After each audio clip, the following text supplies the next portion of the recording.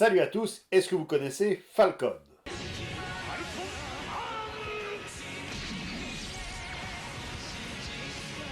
Non, pas ce Falcon. On a déjà fait la blague. Ouais, mais ça s'appelle un running gag.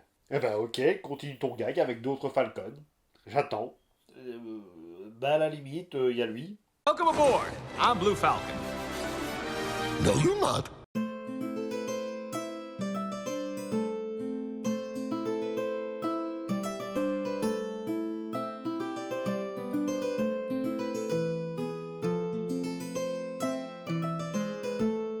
Du coup, on va parler de Falcon, alias Sam Wilson, l'acolyte de Captain America. Personnage de l'écurie Marvel, créé par Stan Lee encore une fois, mais également par le dessinateur Gene Colan en 1969, devenant ainsi le premier héros afro-américain, mais également le premier à ne pas avoir le terme noir dans son identité secrète. Oui, on parle de toi, Black Panther. Alors sans plus attendre, on va s'attarder sur l'histoire de ce drôle d'oiseau.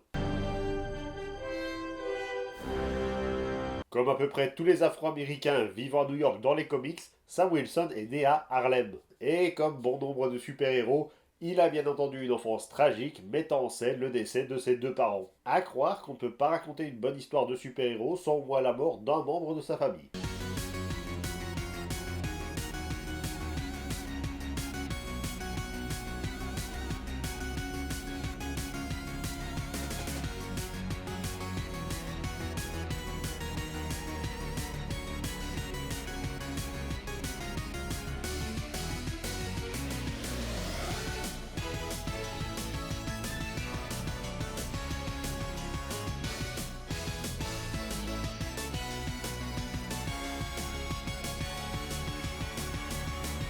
Sauf pour... Oui, sauf pour Squirrel Girl, on sait. Et ce coup-ci, on commence par le père de Sam qui meurt alors qu'il n'avait que 9 ans, en voulant stopper une bagarre de gang. Et quelques années plus tard, c'est sa mère qui se fait agresser et tuer alors qu'elle cherchait juste à protéger son fils. Ok, donc je pars Harlem des lieux que je veux visiter. Et c'est donc dans son manoir et aidé de son fidèle majordome Alfred qu'il décide de prendre un costume qui fera naître la peur chez ses ennemis. Et c'est à ce moment-là que passa par sa fenêtre un faucon. Alors c'est génial, sauf que ça c'est Batman. Ah oui, c'est vrai. Du coup, lui, il devient quoi? Il décide de rejoindre le crime et il se fait appeler Snap Wilson. Non, mais c'est une histoire qui commence bien. Et elle n'est pas prête de se finir puisque Snap Wilson se retrouve à Rio de Janeiro pour un trafic de drogue. Et il se fait enlever par nul autre que Crâne Rouge qui décide de l'utiliser pour piéger Captain America.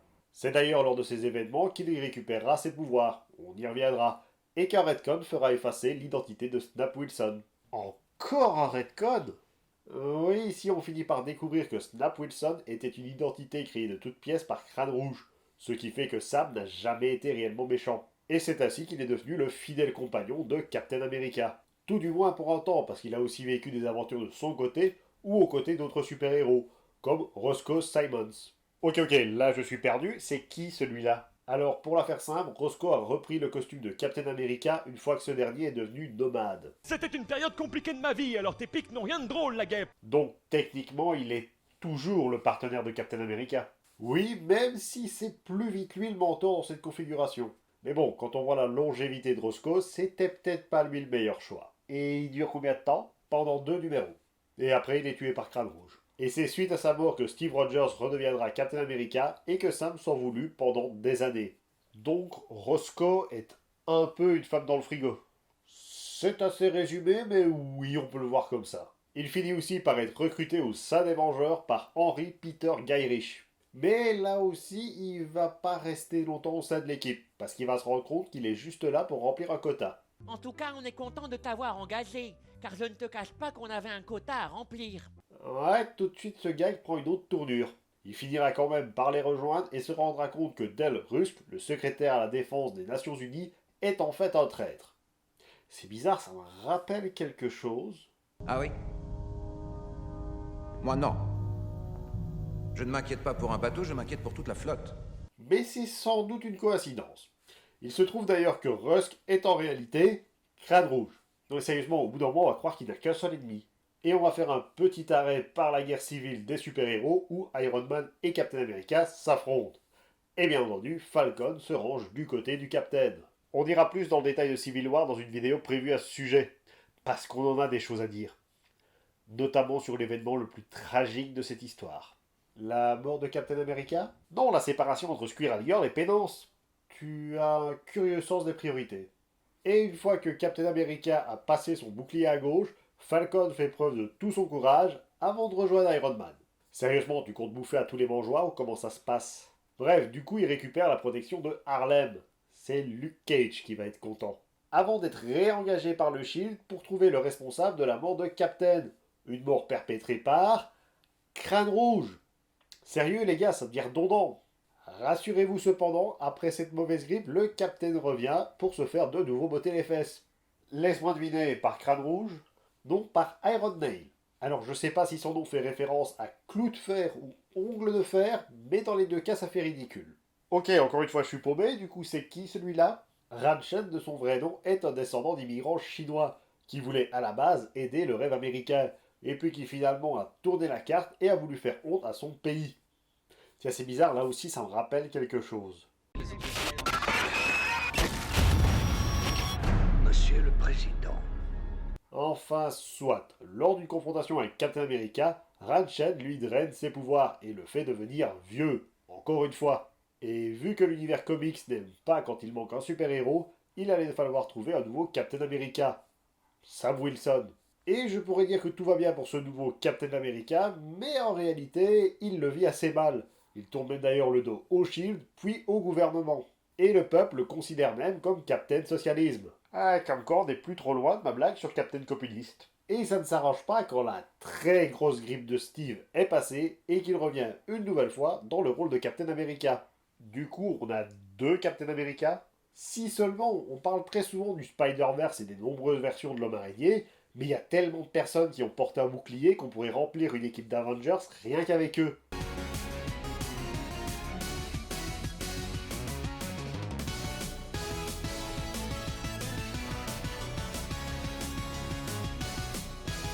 Mais bon, il se trouve que le peuple veut que Sam rende le bouclier à Captain America.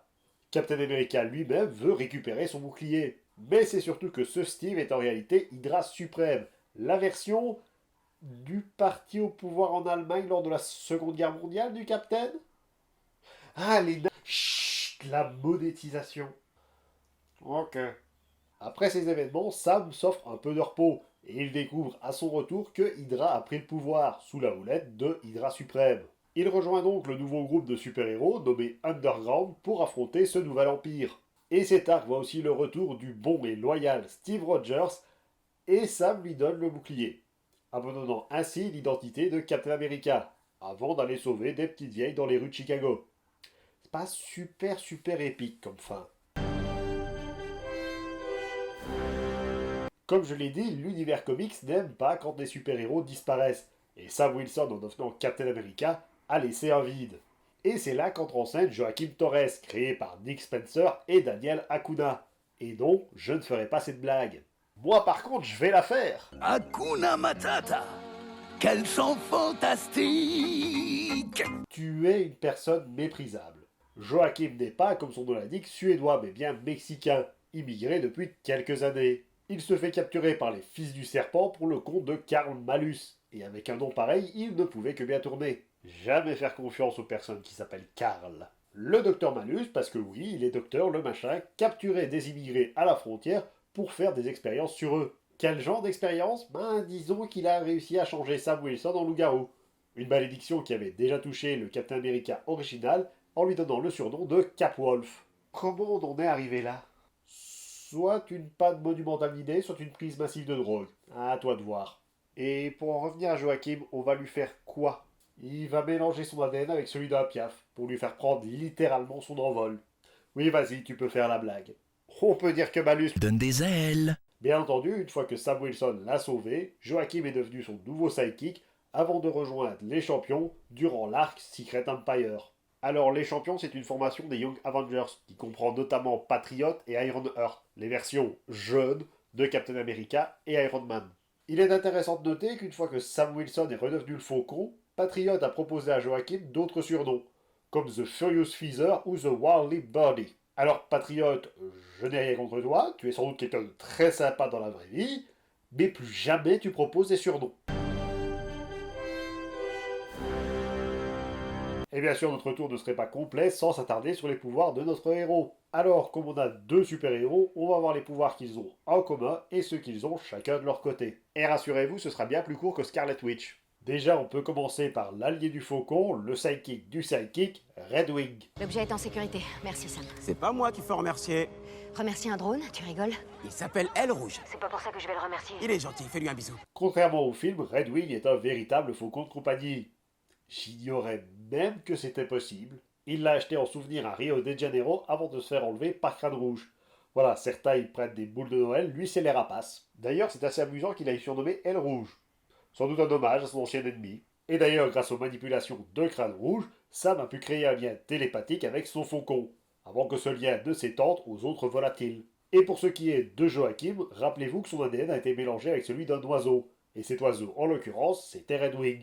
Du coup, lui aussi, il possède ce lien télépathique. Mais Redwing ne va pas s'arrêter là, puisqu'il se trouve que Joachim a développé un facteur de régénération. Mais Redwing ne va pas s'arrêter là, puisqu'il se trouve que Joachim a développé un facteur de régénération, qui lui vient du fait d'être un hybride, mi-homme, mi-oiseau, mi-vampire derrière. Et ce côté vampire lui vient de Redwing. Attends, ça peut être vampire un oiseau? Dans la tête des auteurs, oui.